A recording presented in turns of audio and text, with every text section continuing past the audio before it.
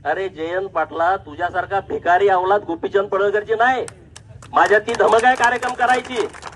तुझ्यासारखी ती अवलाद नाही. तू राजाराम पाटलानं काढलेली अवलाद मला अजिबात वाटत नाही. काहीतरी गडबड असणार आहे. मी भ्रष्टाचारामध्ये नसतो. मी याच्यावर काय झालं, पवारांनी काय केलंय? पवारांनी मुख्यमंत्र्यांना फोन केलाय, हे वक्तव्य शोभनीय नाही. पवारांनी माननीय देवाभाऊंच्या मातोश्रींच्या वरती जेव्हा खालच्या लेवलला जाऊन टीका केली तेव्हा फोन केलता का? मी तर काय मीडियामध्ये बघितलं नाही.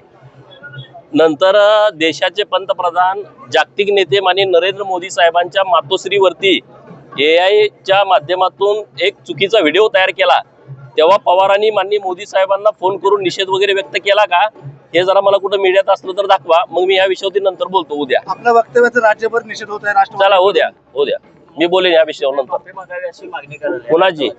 कुणाची कशासाठी असं वक्तव्य केलं मी बोलतो याच्यावर नंतर. मुख्यमंत्र्यांचा काही संपर्क झाला या विषयावर? नाही, मी इथं बैठकीमध्ये होतो.